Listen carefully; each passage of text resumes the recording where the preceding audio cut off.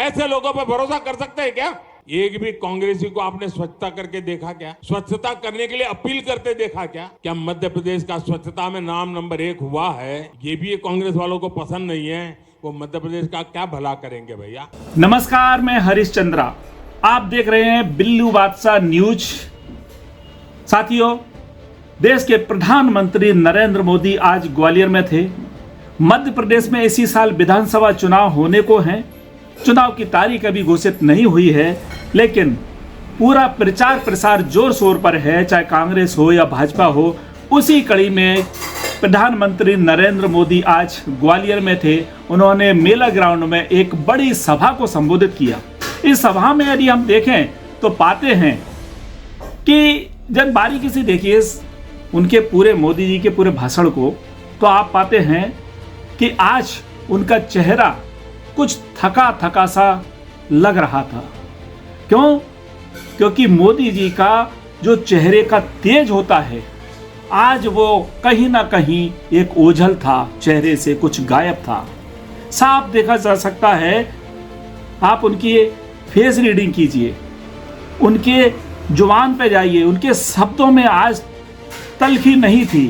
कहीं ना कहीं आज उनके भाषण में एक तीखापन या जोशीला जो भाषण देने के लिए प्रधानमंत्री प्रसिद्ध हैं, लेकिन आज साफ तौर पर नजर आ रहा था कि वो थके थके से हैं।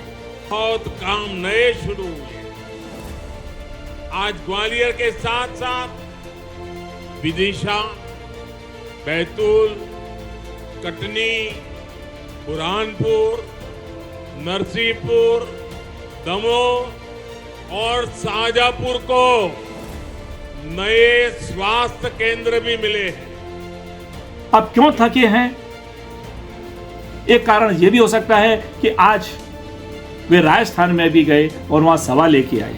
लेकिन हम दूसरे अर्थों में यदि देखें तो आज उनके पूरे भाषण में एक और बात निकल के आती है कि आज भारतीय जनता पार्टी पीछे है और नरेंद्र मोदी आगे हैं। उन्होंने जो बातें कही हैं, उन्होंने कहा है कि इसकी गारंटी कौन लेगा? इसकी गारंटी मोदी लेगा। मोदी ने गारंटी दी है कि अगले कार्यकाल में भारत दुनिया की टॉप 3 इकोनॉमी में एक नाम हमारे हिंदुस्तान का होगा। इससे भी सत्ता भूखे कुछ लोगों के पेट में दर्द हो रहा है। यानी उन्होंने भारतीय जनता पार्टी की केंद्र सरकार का उल्लेख ना करते हुए तमाम सारी योजनाओं में केंद्र सरकार की, भारतीय जनता पार्टी का उल्लेख नहीं किया। उन्होंने ये नहीं कहा कि ये भारतीय जनता पार्टी की केंद्र सरकार ने किया है, ये उपलब्धि योजना केंद्र सरकार की देन है, ये नहीं कहा। उन्होंने कहा कि ये मोदी ने किया है, ये मोदी ने किया है और मोदी इसकी गारंटी लेते। मेरे परिवारजनों, मोदी ने गरीब, दलित, पिछड़े, आदिवासी परिवारों को पक्के घर की गारंटी दी।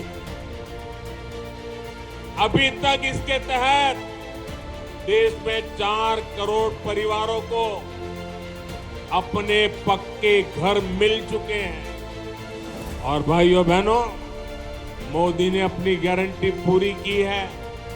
मैं एक गारंटी आप बहनों से भी चाहता हूं। मैं जरा बहनों से पूछना चाहता हूं, मैंने तो मेरी गारंटी पूरी की, आप एक गारंटी देगी? आप मुझे गारंटी देगी? पक्का देगी? तो मुझे गारंटी चाहिए। घर मिलने के बाद अपने बच्चों को अच्छे से पढ़ाना है, कोई ना कोई कौशल सिखाना है। करोगे? कहा है कि पहले अनेक सरकारें आई गई, हमारी बहनों को लोकसभा और संसद में 33% आरक्षण के झूठे वादे करके बार बार वोट मांगे गए, लेकिन संसद में साजिश करके कानून बनाने से रोका गया, बार बार रोका गया। लेकिन मोदी ने बहनों को गारंटी दी थी, और मोदी की गारंटी यानी हर गारंटी के पूरा होने की गारंटी। तो ऐसा लगने लगा है कि आज मोदी आगे और भाजपा पीछे है। ग्वालियर अंचल में वे थे। ग्वालियर में चूंकि ग्वालियर अंचल की 34 विधानसभा सीटें हैं, तो दूसरा एक और फैक्टर जो रहा कि वे देश के प्रधानमंत्री हैं, और प्रधानमंत्री किसी दल का नहीं होता, राष्ट्र का होता है। लेकिन आज वे सभा में भारतीय जनता पार्टी के लिए वोट मांगते नजर आए। ये गारंटी कौन दे सकता है? ये गारंटी कौन दे सकता है? आपका जवाब गलत है। ये गारंटी एक जिम्मेदार नागरिक के नाते आपका एक वोट मध्य प्रदेश को नंबर 3 पे ले जा सकता है।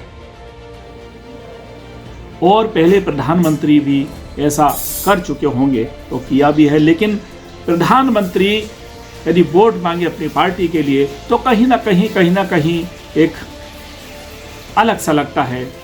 अब एक और पार्ट देखिए, उन्होंने पूरे अपने भाषण में ये कहा, विरोधी लोग, उन्होंने किसी पार्टी का नाम नहीं लिया, ना कांग्रेस का ना किसी दूसरे दलों का। उनका कहना यही था, विरोधी लोग ऐसा करते हैं, विरोधी लोग विकास नहीं होने देते, विरोधी लोग जातिवाद फैलाते हैं। हालांकि आखिरी में उन्होंने कांग्रेस का नाम लिया, लेकिन उनके पूरे भाषण में विरोधी लोग यही शब्द उनका चलता रहा। विरोधी दलों के जो ये बड़बोले नेता हैं, इनको कई दशकों तक मध्य प्रदेश में शासन का मौका मिला था। उनके शासनकाल में ग्वालियर चंबल में अन्याय और अत्याचार ही फला फूला। उनके शासन में सामाजिक न्याय हाशिए पर था। तब कमजोर की, दलित और पिछड़े की सुनवाई नहीं होती थी। लोग कानून अपने हाथ में लेते थे। सामान्य जन का सड़क पर आना जाना मुश्किल हो गया। बहुत परिश्रम के हमारी सरकार इस क्षेत्र को आज की स्थिति तक पहुंचा पाई है। अब यहां से विरोधी लोग जहां जाते हैं वहां तुष्टीकरण भी आता है। इससे गुंडे, अपराधी, दंगाई और भ्रष्टाचारी बेलगाम हो जाते हैं। महिलाओं पर अंग्रेजी को आपने स्वच्छता करके देखा क्या? स्वच्छता करने के लिए अपील करते देखा क्या? क्या मध्य प्रदेश का स्वच्छता में नाम नंबर 1 हुआ है? ये भी कांग्रेस वालों को पसंद नहीं है। वो मध्य प्रदेश का क्या भला करेंगे भैया? ऐसे लोगों पर भरोसा कर सकते हैं क्या? एक और महत्वपूर्ण मुद्दा देखिए, हाल ही में केंद्र सरकार ने एक जो बड़ा बिल पास किया है, वह है महिला आरक्षण बिल, यानी 33% महिलाओं को जो आरक्षण दिया है। प्रधानमंत्री अपने भाषणों में अलग अलग जगहों पर इस बिल पर बहुत ज़्यादा भाषण देते रहे हैं, ज़्यादा वक्तव्य देते रहे हैं। लेकिन ग्वालियर में आज उन्होंने महिला बिल का उल्लेख तो किया, लेकिन केवल महिला बल का थोड़ा सा उल्लेख करके और अपनी बात को पलट गए। आज उन्होंने इसे विस्तृत अर्थों में नहीं बताया कि पहले अनेक सरकारें आई गई, हमारी बहनों को लोकसभा और संसद में 33% आरक्षण के झूठे वादे करके बार बार वोट मांगे गए। लेकिन संसद में साजिश करके कानून बनाने से रोका गया, बार बार रोका गया। लेकिन मोदी ने बहनों को गारंटी दी थी, और मोदी की गारंटी यानी हर गारंटी के पूरा होने की गारंटी। क्या मुख्यमंत्री शिवराज सिंह चौहान इस बार पटरी से उतार दिए गए हैं या उतार दिए जाएंगे? इसीलिए भारतीय जनता पार्टी अभी कोई भी नाम का खुलासा नहीं कर रही कि उनका मुख्यमंत्री कौन होगा, चूंकि अब उन्होंने भारतीय जनता पार्टी ने सांसदों को विधानसभा चुनाव में उतारना शुरू कर दिया है। केंद्रीय मंत्री नरेंद्र सिंह तोमर, भाजपा के वरिष्ठ नेता कैलाश विजयवर्गीय, तो इस प्रकार से जो और भी नाम हैं, अभी और सूची आना है, उसमें ज्योतिरादित्य सिंधिया का भी नाम हो सकता है, और भी केंद्रीय मंत्रियों के नाम हो सकते हैं, सांसदों के नाम हो सकते हैं। इसलिए ऐसा लगने लगा है कि इस बार मध्य प्रदेश में मुख्यमंत्री शिवराज सिंह चौहान नहीं होंगे, ऐसा कयास राजनीतिक विशेषज्ञ करने लगे हैं। अब मुख्यमंत्री शिवराज सिंह चौहान का भाषण देखिए। उन्होंने अपने पूरे भाषण में लाडली बहना योजना का कोई गुणगान नहीं किया, कोई नाम नहीं लिया, जबकि वे लाडली बहना योजना को टर्निंग पॉइंट मानते हैं, एक बड़ा फैसला मानते हैं और एक बड़ा वोट बैंक मानते हैं। लेकिन आज मुख्यमंत्री शिवराज सिंह चौहान ने इस योजना का मंच से ज्यादा गुणगान नहीं किया और न ही विस्तृत जानकारी दी। निर्यात करने में भी मध्य प्रदेश देश में नंबर 1 हो गया है। 22 लाख मीट्रिक टन हमने गेहूं का निर्यात किया है। आज प्रधानमंत्री जी के नेतृत्व में एक वैभवशाली, गौरवशाली, संपन्न और समृद्ध भारत का निर्माण हो रहा है।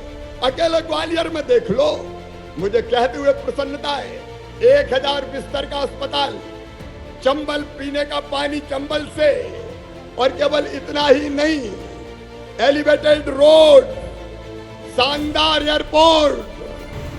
अब देखना यह है कि आने वाले विधानसभा चुनाव में भाजपा कितने सांसद और उतारती है और वोटर का रुझान क्या रहता है, उसका दिमाग क्या चलता है। क्या मुख्यमंत्री शिवराज सिंह चौहान के जो पिछले 2 महीने में जो आनन फानन में बड़े बड़े स्तर की घोषणा की गई हैं, क्या उनका असर होता है?